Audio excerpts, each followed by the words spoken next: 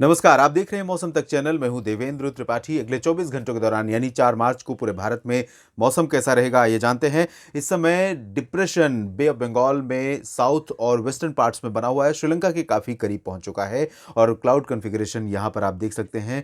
South west और south central Bengal की खाड़ी, साथ ही साथ श्रीलंका, इससे सटे जो दक्षिणी प्रायद्वीपीय भारत के पूर्वी तटवर्ती रीजन्स हैं, इन सभी भागों पर, यहाँ तक कि आंध्र प्रदेश और छत्तीसगढ़, तेलंगाना और कर्नाटक के उत्तरी इलाकों तक भी इस सिस्टम के प्रभाव से बादल पहुंचने शुरू हो गए हैं। आशंका यह है कि अगले 48 घंटों में ये डीप डिप्रेशन भी बनेगा। डीप डिप्रेशन बनने के साथ साथ ये उत्तर और उत्तर पश्चिमी दिशा में इस तरह से आगे बढ़ता रहेगा। पश्चिमी दिशा अभी इससे पहले थी, अब ये सिस्टम आगे उत्तर पश्चिमी दिशा में बढ़ेगा तो कोस्टल तमिलनाडु में पुदुचेरी और आसपास के इलाकों पर ये लैंडफॉल कर सकता है और काफ़ी ज़्यादा असर इसका देखने को मिल सकता है। इस बीच उत्तर भारत के भागों पर WD अपना असर आज भी दिखा रहा है। उत्तर भारत के पहाड़ों पर कई जगहों पर घने बादल बने हुए हैं। पंजाब, हरियाणा, दिल्ली और वेस्टर्न उत्तर प्रदेश तथा उत्तरी राजस्थान के इलाकों पर भी बादल अब छिटपुट नजर आने लगे हैं। पंजाब पर पहले से ही काफ़ी घने बादल थे। अनुमान यह है कि रात में या शाम के समय इन मैदानी इलाकों में कुछ स्थानों पर वर्षा हो सकती है। पहाड़ी इलाकों पर लगातार बारिश जारी रहेगी आज रात में भी, और अनुमान यह है कि कल भी एक्टिव वेदर कंडीशन रहेगी। और साथ ही साथ सेंट्रल इंडिया में कुछ जगहों पर बादल नजर आ रहे हैं। बंगाल की खाड़ी और अरब सागर से हवाएं नमी वाली पहुंच रही, जिसकी वजह से यहाँ पर बादल दिखाई दे रहे हैं। इन स्थितियों के बीच में कहां पर बारिश किस तरह की होगी, आइए जानते हैं अगली स्लाइड में। डिप्रेशन के प्रभाव से जहां एक तरफ हवाओं का जो प्रभाव है वो साउथ पेनिनसुलर रीजन पर बढ़ने लगा है और बादल भी काफ़ी घने यहाँ पर तमिलनाडु, केरल, पुदुचेरी और आंध्र प्रदेश के दक्षिणी तटीय भागों, रायलसीमा, दक्षिणी आंतरिक कर्नाटक में दिखाई देने लगे हैं, केरल पर दिखाई देने लगे हैं।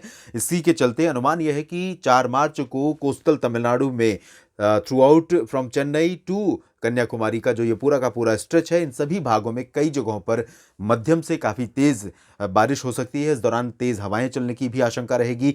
40-50 किलोमीटर प्रति घंटे की रफ्तार से हवाएं यहाँ पर पहले चल रही हैं, इस समय भी टकरा रही हैं तटों के क्षेत्र से, और इन इलाकों में लाइटनिंग, थंडरस्टॉर्म और तेज़ हवाओं के साथ ये बारिश की गतिविधियाँ देखने को मिलेंगी। चेन्नई और पुदुचेरी प्रभावित होगा। इंटीरियर पार्ट्स में वेल्लोर, सेलम, तिरुचिरापल्ली और मदुरई, कोयम्बटूर, इन सभी सिटीज़ में भी असर इस सिस्टम का दिखाई देगा। अनुमान यह है कि कल शाम को इंटीरियर तमिलनाडु के तमाम इलाकों में कोयम्बटूर तक बारिश की गतिविधियां शुरू हो सकती हैं।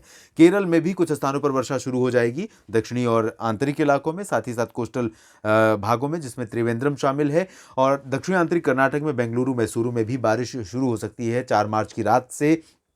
रायलसीमा और दक्षिणी तटीय आंध्र प्रदेश पर भी इसका असर काफ़ी अधिक हो सकता है। रात में ही आप देखेंगे यहाँ पर कई जगहों पर नेल्लोर में, श्रीहरिकोटा से लेकर अनंतपुर के बीच में यहाँ कई जगहों पर वर्षा दर्ज की जाएगी। उत्तरी तटीय आंध्र प्रदेश के क्षेत्रों में फिलहाल बादल आ सकते हैं, विशाखापत्तनम और आसपास के तमाम क्षेत्रों में, लेकिन बारिश के आसार यहाँ उत्तरी तटीय आंध्र प्रदेश में ज़्यादा नहीं है, लेकिन रूल आउट नहीं कर सकते हैं। तेलंगाना में भी और उत्तरी तटीय आंध्र प्रदेश में, साथ ही साथ उत्तरी आंतरिक कर्नाटक के इलाकों में भी कुछ जगहों पर गर्जना के साथ लाइट रेन या बूंदाबांदी होने की। सेंट्रल इंडिया की अगर हम बात करें तो यहाँ पर आज भी गर्जना वाले बादल मध्य प्रदेश के पूर्वी भागों पर दिखाई दे रहे हैं। ये प्री मॉनसून के बादल हैं और ये जो मॉइस्चर है वो बंगाल की खाड़ी और अरब सागर दोनों तरफ से, कोई ऐसा सिस्टम नहीं था जिसके आधार पर आप ये अंदाज़ा लगा सकें कि यहाँ पर मॉइस्चर पहुँचेगा और इस तरह का मॉइस्चर पहुँचेगा जिससे लोकल लेवल पर क्लाउड डेवलपमेंट हो सकता है। तो इस तरह के क्लाउड डेवलपमेंट हुए, थंडर क्लाउड डेवलप हुए हैं और जबलपुर तथा आसपास के कुछ इलाकों में गर्जना के साथ बूंदाबांदी या हल्की वर्षा रिकॉर्ड की गई है आज।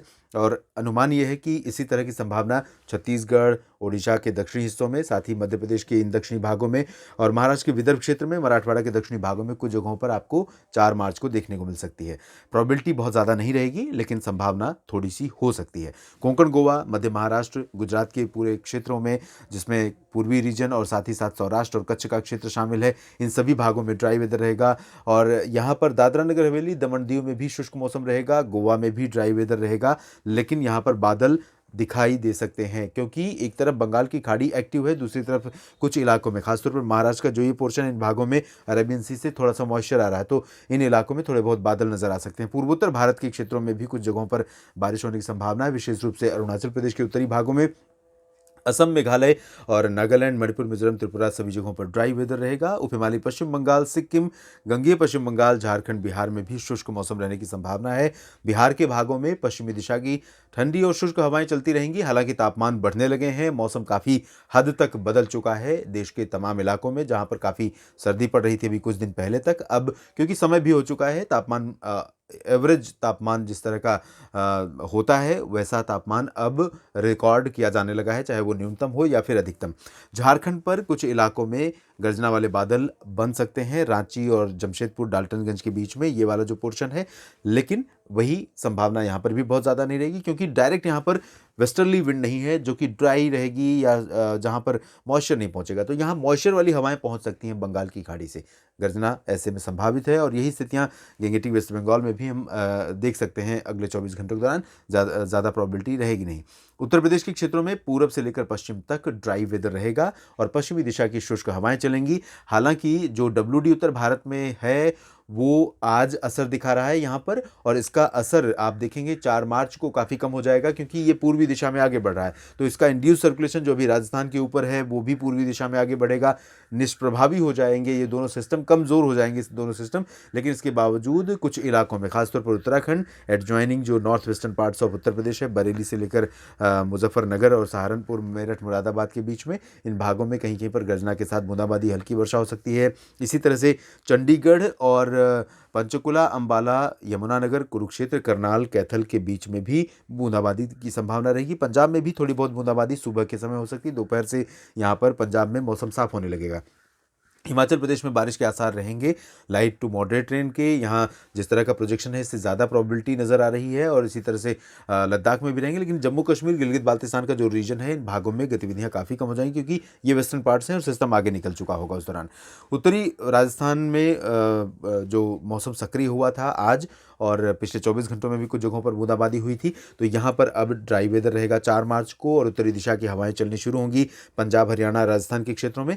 यहाँ पर जब ये ठंडी हवाएं चलनी शुरू होंगी, तो क्योंकि मॉइस्चर था, अभी इससे पहले भी बारिश थोड़ी बहुत हुई है प्लेन्स में और हिल्स में, और अभी भी संभावित है रात में भी। तो ऐसे में कल आप देखेंगे 4 मार्च को कि राजस्थान और पंजाब, हरियाणा, दिल्ली, इन सभी भागों में ठंडी हवाओं का असर रहेगा। सुबह के समय थोड़ा सा हल्का हल्का हेजीनेस दिखाई दे सकता है, यानी फॉग जैसी कंडीशन नज़र आ सकती है, और इस कंडीशन के बीच मौसम सुबह का काफ़ी ठंडा रहेगा। उसके बाद दोपहर के बाद जैसे जैसे धूप का असर बढ़ेगा, हवाएं रफ्तार पकड़ेंगी, एटमॉस्फेयर क्लियर होगा, तो यहाँ कंडीशन बिल्कुल बदल जाएगी। आसमान बिल्कुल ब्राइट नज़र आएगा।